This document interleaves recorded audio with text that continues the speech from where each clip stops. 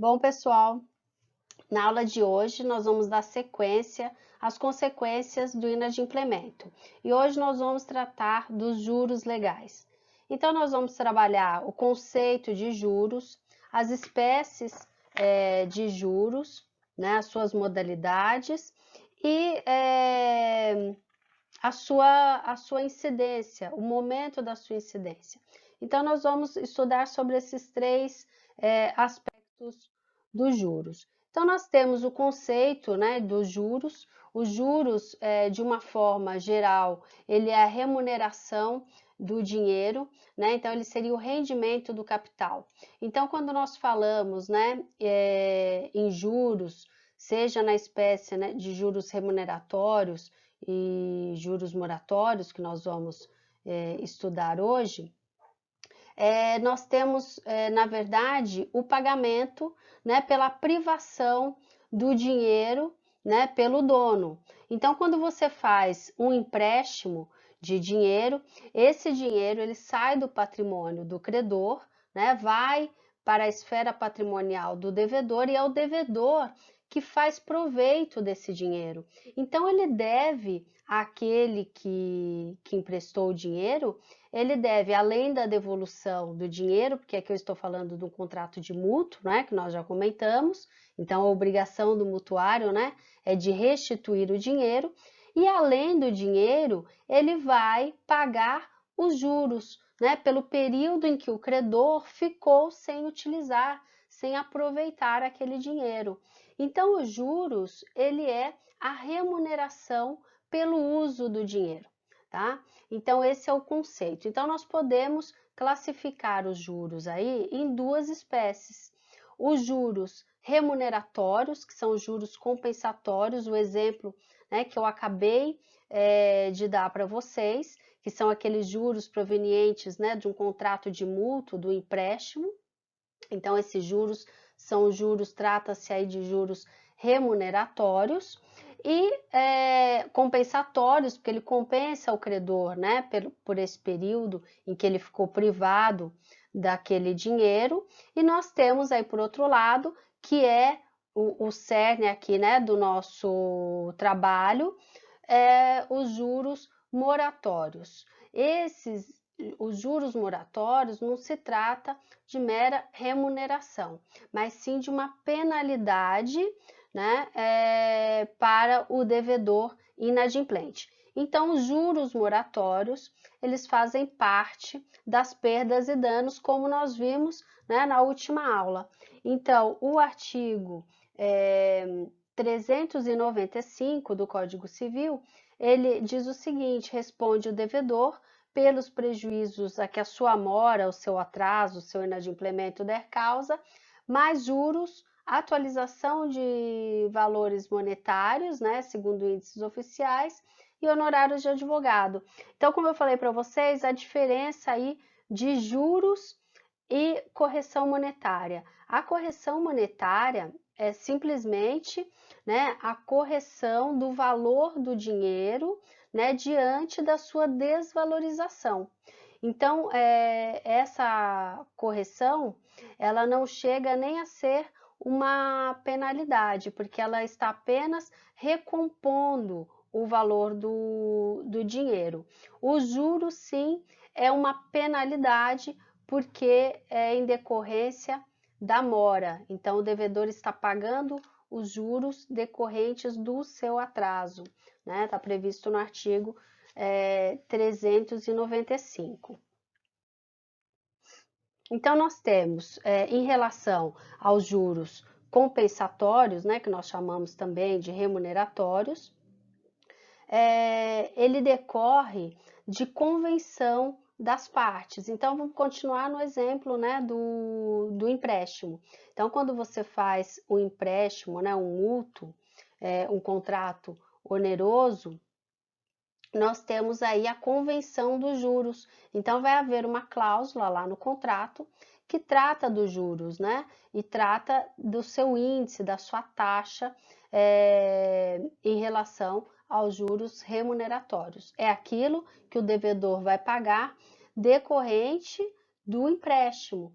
E neste mesmo contrato, nós podemos ter também os juros moratórios, que serão aqueles juros decorrentes do atraso, né, em relação ao adimplemento do empréstimo, em relação à devolução do dinheiro. Então, são duas coisas diferentes, né? O artigo 591, ele trata do mútuo, exatamente do exemplo que eu passei para vocês. Destinando-se o mútuo a fins econômicos, né, ou seja, o mútuo, o empréstimo oneroso, presumem-se devidos juros, os quais, sob pena de redução, não poderão exceder a taxa que se refere ao artigo 406, né, permitida a sua capitalização anual. O artigo 406, ele trata dos juros legais. Então, vamos lá.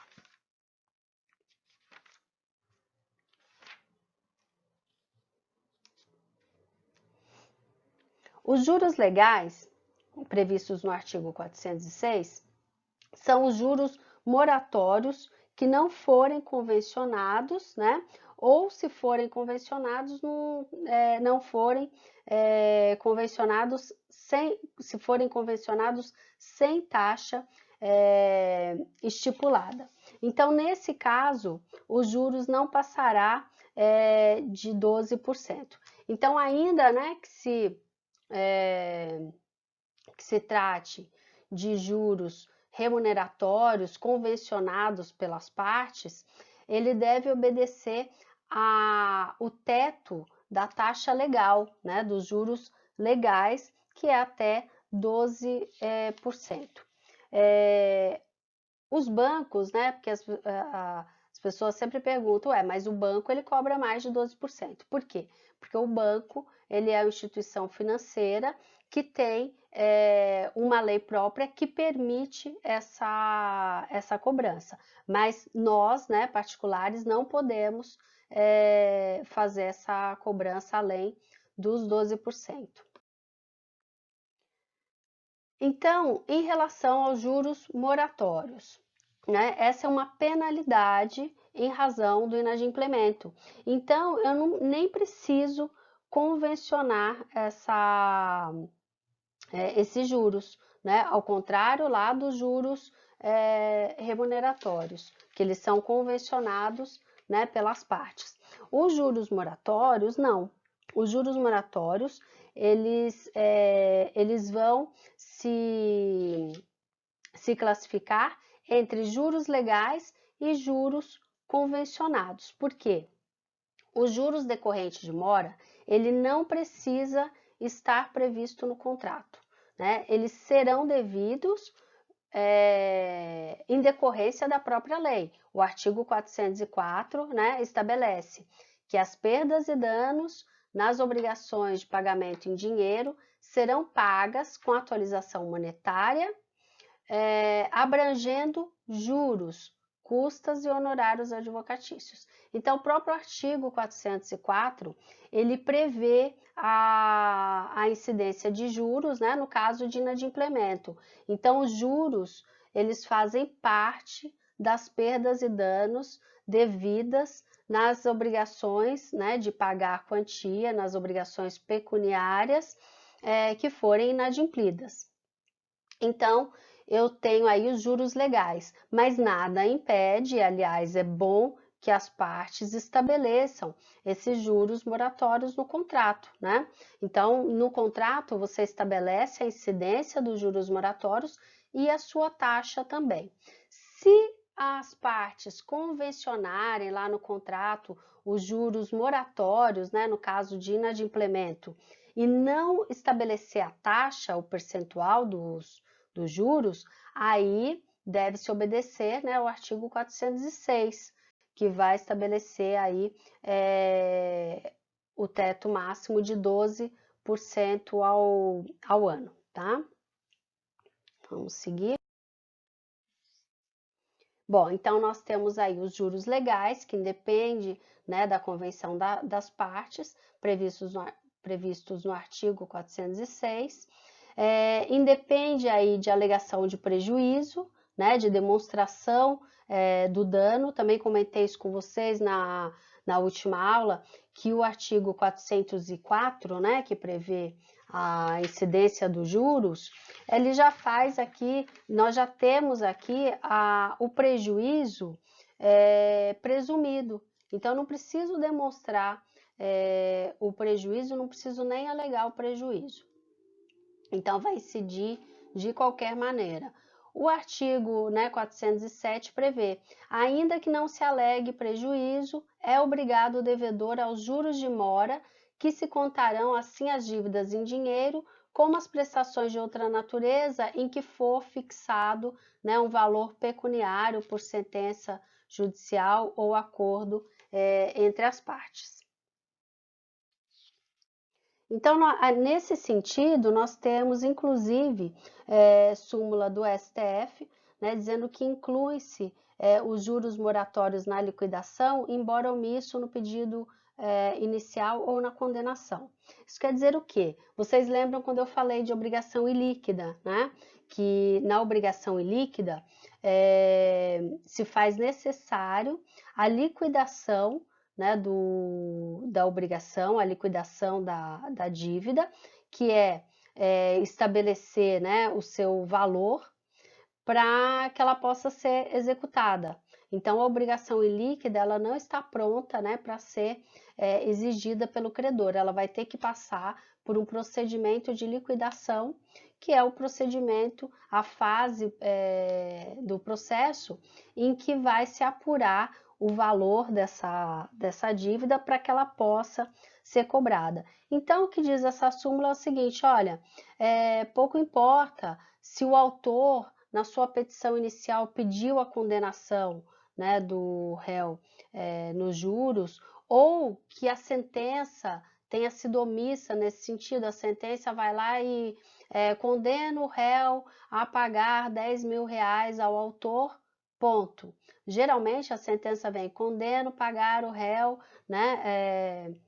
condena o réu ao pagamento de 10 mil reais, corrigidos monetariamente desde a distribuição da ação, com juros de mora a incidir da data da citação, geralmente vem assim. Mas se a sentença for omissa, não tem problema. Por quê? Porque a lei prevê que ainda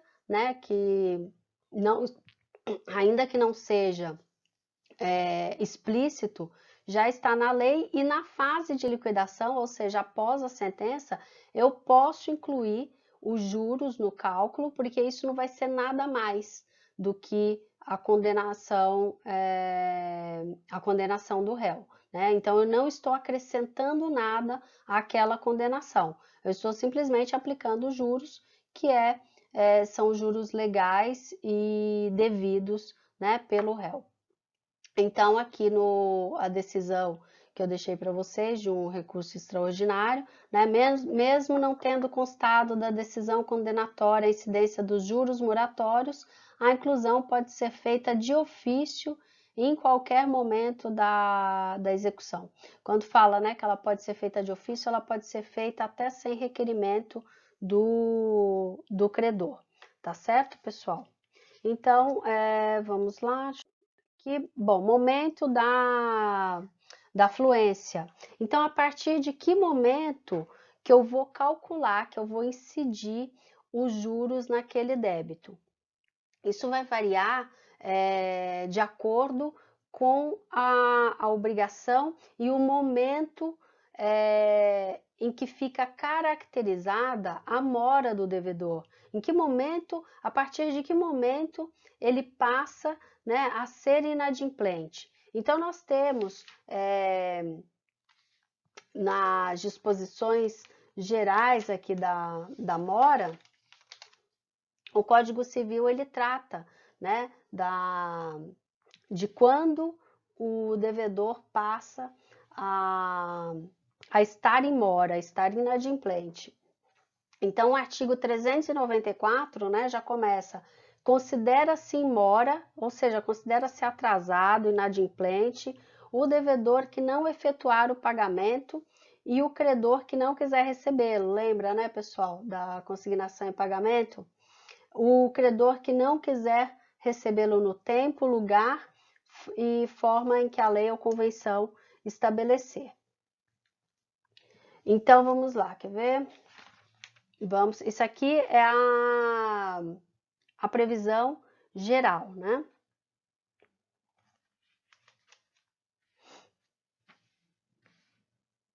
O artigo 397, ele prevê o inadimplemento da obrigação positiva e líquida, no seu termo, constitui de pleno direito o devedor em mora. Então, o artigo 397, ele prevê a incidência de mora nas obrigações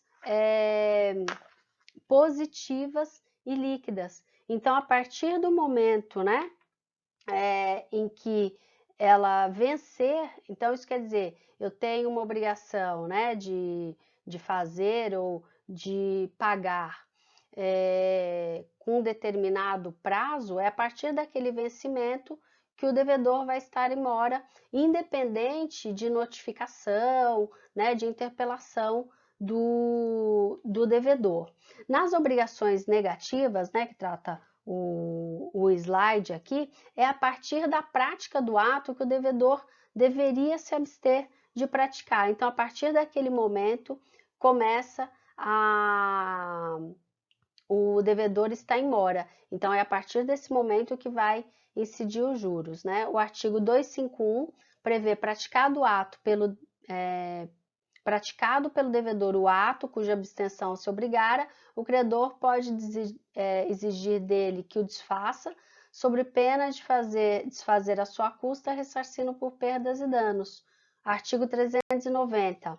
Nas obrigações negativas, o devedor é havido por inadimplente desde o dia em que executou o ato, né, que deveria se abster.